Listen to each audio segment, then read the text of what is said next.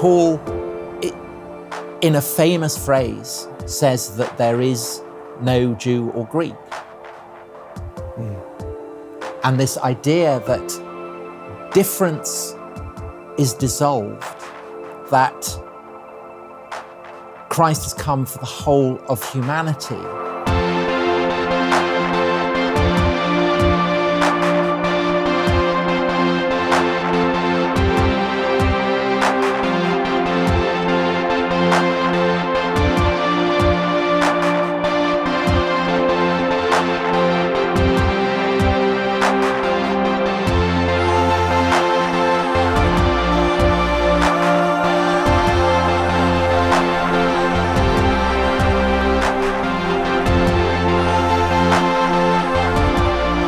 We're here in Ethiopia, a country that was influenced by the life and teaching of Jesus in the very earliest years, in the first century.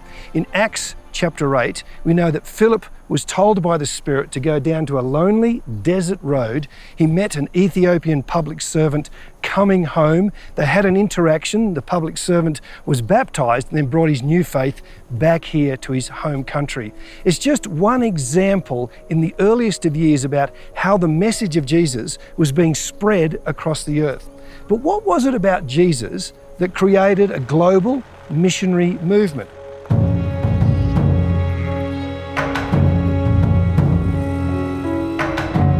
Well, here's just a couple of thoughts. First, the validity of his own life. There were eyewitnesses that wrote down what they saw and heard. Secondly, Jesus saw himself not as a spiritual teacher or a religious leader. Jesus saw himself as God's Son on earth. His death on a Roman cross, but then his resurrection proved the truth of that statement. And that resurrection was witnessed by hundreds of people, some of whom paid for their belief in defense of Jesus with their lives. Thirdly, Jesus sent his followers. At the end of Matthew's gospel, the last thing that Jesus says to his followers is to go into the world, and as you go, to spread the message of the life and teaching of Jesus. He sends his followers to be missionaries. And fourthly and importantly, the power of the Spirit of God. Philip was moved to go to that desert road by the Spirit of God. The first disciples went from a scared group in an upper room to a group powerfully taking the message across the world. And here in Africa, every day the power of the Spirit of God is growing the church. You know, Christianity, in the face of persecution and opposition, has actually taken this message to the ends of the earth as people have talked about the life and teaching of Jesus. It's become a global game changer.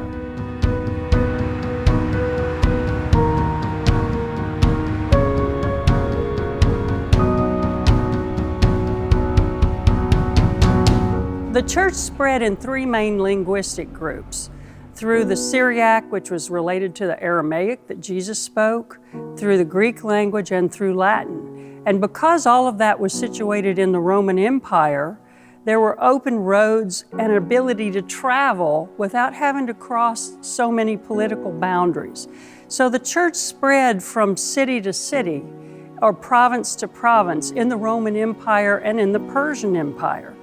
So it spread along these linguistic lines and was a steadily outward moving connection. I like to think of it was a network. It was a human network. So when we look at the history of the followers of Jesus, we can see each believer as a link in a chain that begins with Jesus Christ himself and his embeddedness in the Jewish people and his calling from God. And then those links in the chain continue spreading in multiple directions across all different kinds of linguistic and cultural boundaries. We know very quickly, by about 70 AD, You've got the church spread in parts of the Transjordan, just across the Jordan River. It's in Syria, it's in Egypt, it's probably in North Africa. It's probably gone as far as Persia, and certainly I think by the 2nd century there's a very good chance that the church has also gone into India as well. And between Baghdad and Peking by like the 12th century, you've got like 24 major dioceses of the Nestorian church in that area. So there was this very vibrant church across the steppes of Asia, Persia, all the way through to India and China. You don't hear a lot about it, but there's actually quite a very significant history of the church out there. It's clearer now than it was even 50 years ago that the Christian faith spread out eastward from Jerusalem and Judea as well as westward. So into Edessa, into now what's modern Iran, Iraq, even in some ways, perhaps even a little bit further into what would now be considered the stands of Central Asia. The Christian movement was moving up northwards toward what's contemporary Russia, as well as in the better studied, more traditionally focused upon movement of the Christian faith westward into the Mediterranean, and then eventually northward into Europe.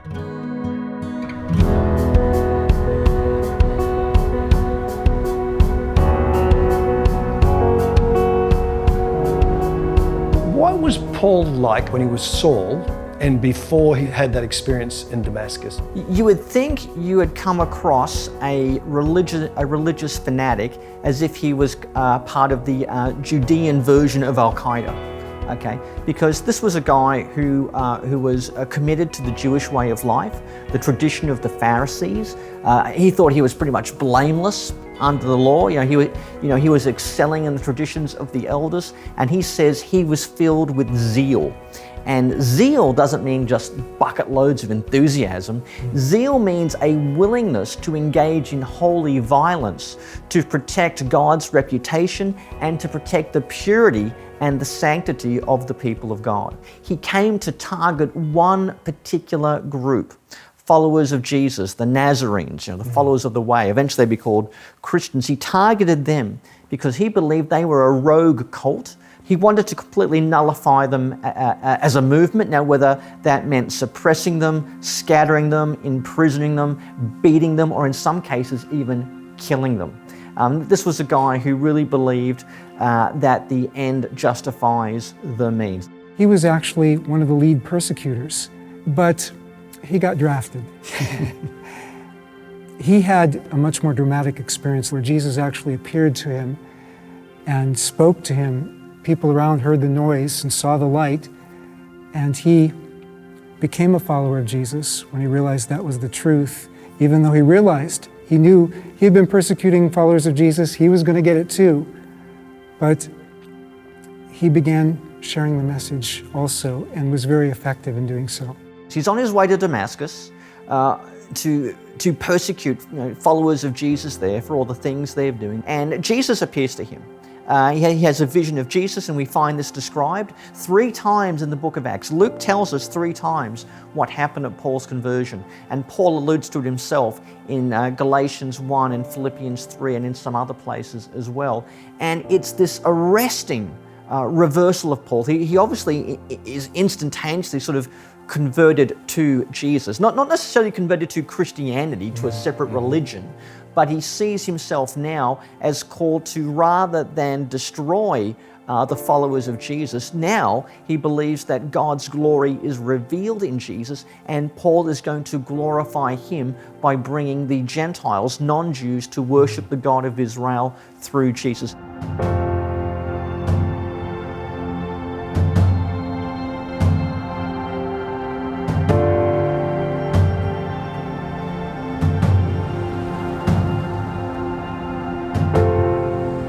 So Tom, Paul, what did he write and say that was so significant for the time?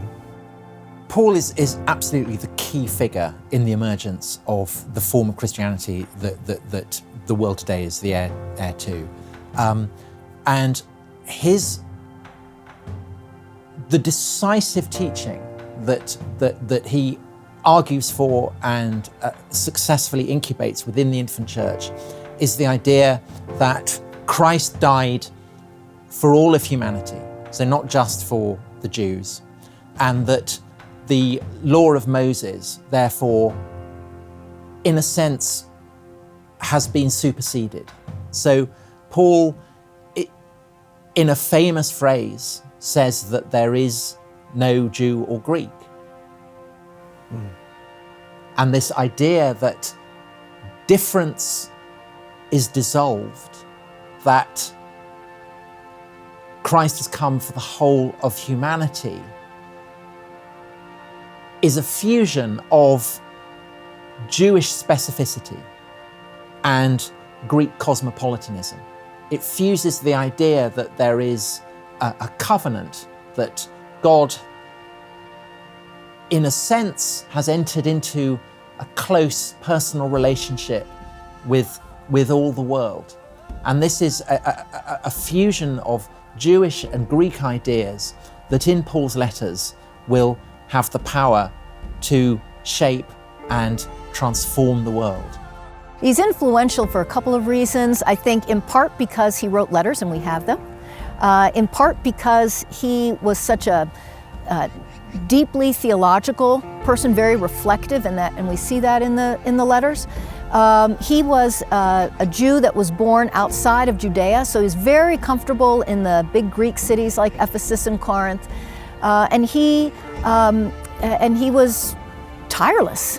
And so he just started these small groups that had a chance to grow, even though they were growing slowly. They had a chance to grow, and I think that, and they preserved his letters, and so that made it, I think, a foundation on which the church could build. Paul's letters are probably, relative to their length, probably the most decisive, the most transformative texts that have ever been written. Certainly that are written in antiquity. They are like kind of the sense of explosive power, of transformative power that they contain within them is astonishing. It's kind of like, you're at the radioactive heart of some enormous power station.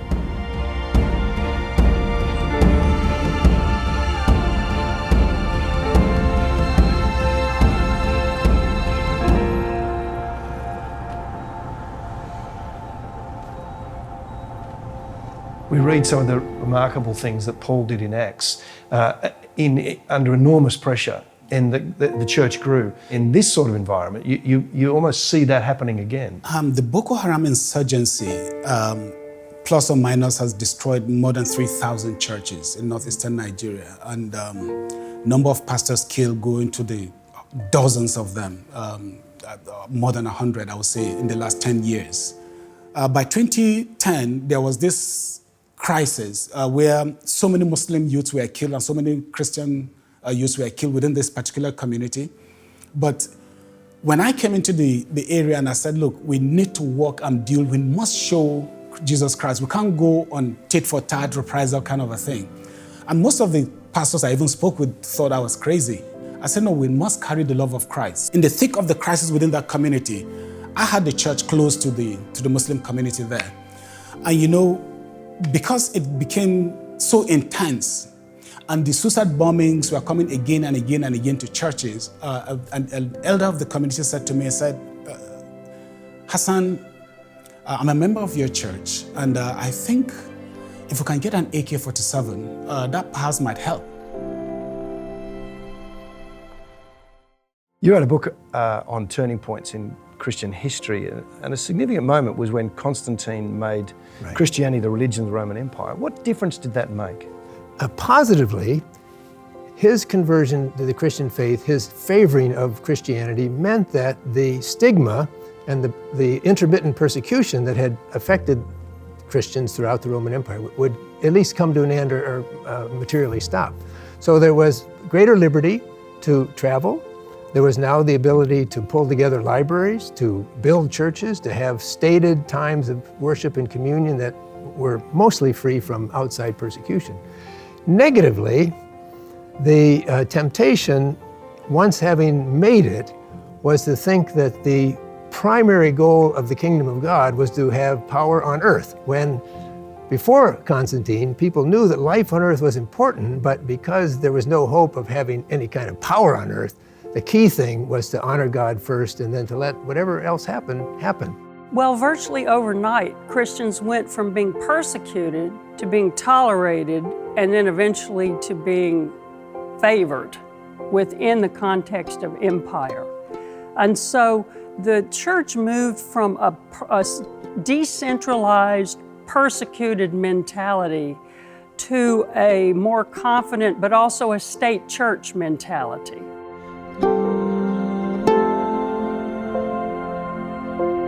You know, I thought it was a great idea. Why not get an AK-47?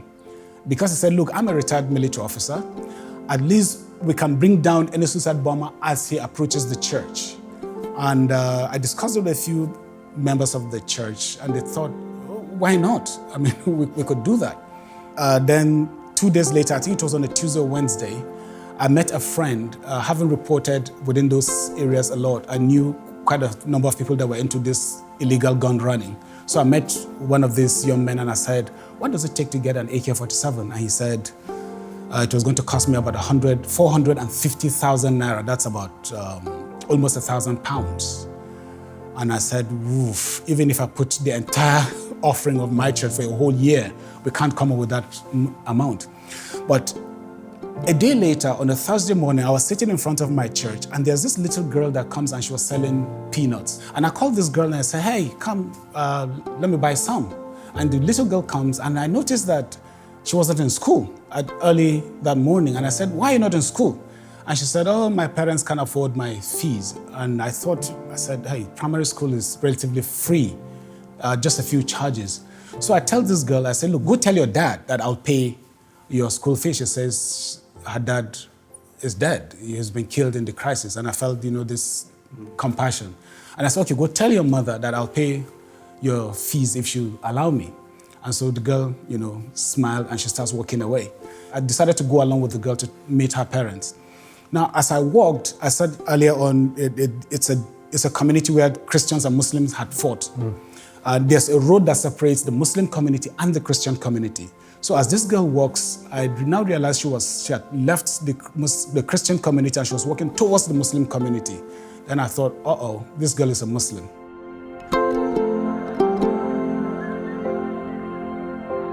In those first 300 years of the early church, how would you describe the mission or missionary movement then? I think in many ways, the missionary movements of the first 3 centuries of Christian history are very similar to missionary movements in the non-Western world today. The fate of Christianity depended upon the integrity of the Christian communities, the integrity of the gospel message, the integrity of the life that people were living. Really good sociologist Rodney Stark, now at Baylor University, has made the very persuasive and interesting thesis. Early Christianity spread, yes, because the message was effective, yes, because the person of Jesus was attractive, but perhaps most because Christians were simply there in a not very well organized, not too systematic way. Christians were simply there to do acts of kindness, humanity, outreach in situations where Roman culture did not smile favorably on that kind of person-to-person, group-to-group outreach. If you are being told that if you are baptized in some way, you enter into the family of God, you become a son, you become a daughter of God, you're being given the kind of dignity that hitherto only emperors have been able to boast. And if you're if you're a field slave, if you're a scullery maid, if you're a prostitute chained, being worked to death in a brothel, this kind of dignity is something that is unprecedented. And in time, the dues that the wealthy Christians have to poor Christians means that essentially building up within the apparatus of the Roman state, there is another apparatus, the apparatus of an incipient welfare state. This is something without precedent. It spans the empire. If you're a Christian, you turn up in Carthage or Alexandria or Corinth, and there is a church there, and you're stuck, you can know that the principles of Christian charity will offer you help.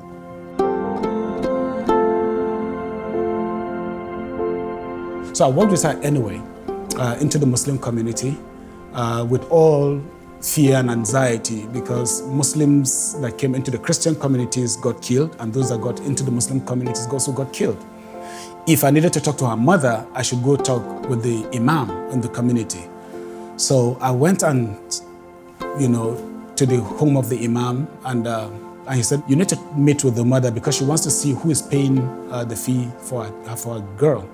So he sends for the woman, and the woman just comes, she goes straight down on her knees. She says, thank you for trying to do this, because I have some 2-3 other children who can't afford. That's why actually the girl is hawking, so that she could get some money for the family.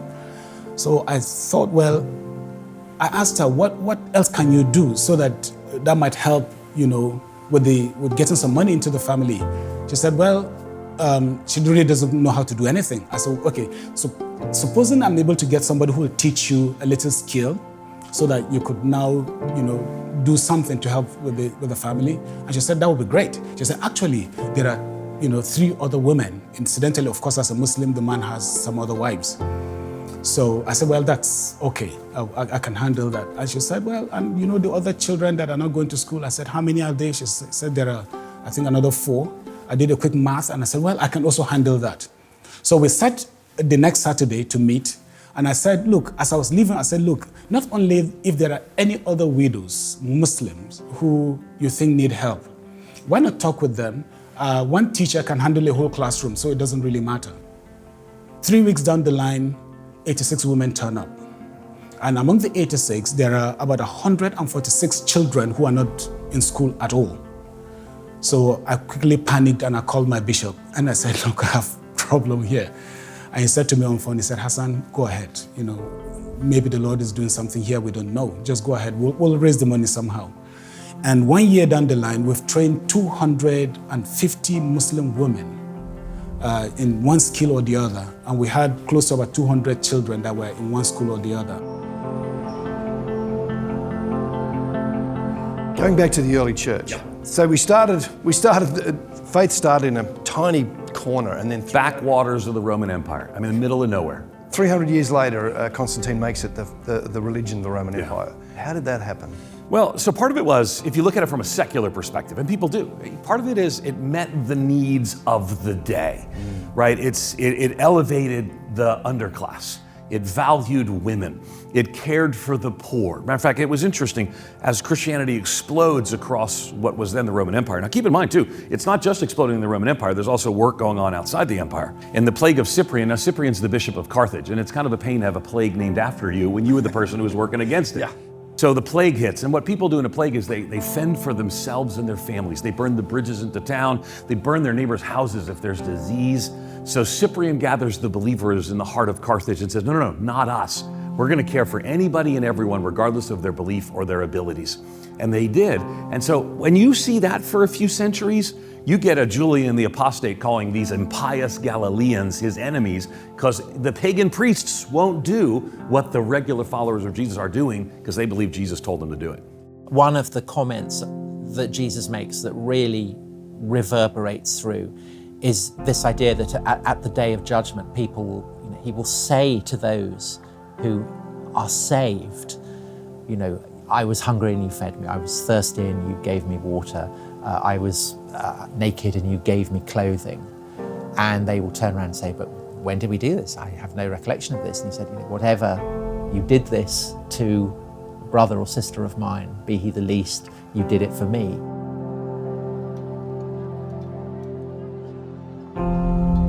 Now, why I'm bringing all the story is simply you see the transformation of what Jesus Christ has done in a tight situation where I thought initially I could solve this problem with an AK-47. Because months down the line, I was in church and there was this commotion in the morning. There were sirens all over the place. And I wanted to know what was going on. Shortly after the service, the imam initially that I had met came and said to me, Hassan, we have nothing to do with this. I said, what are you talking about?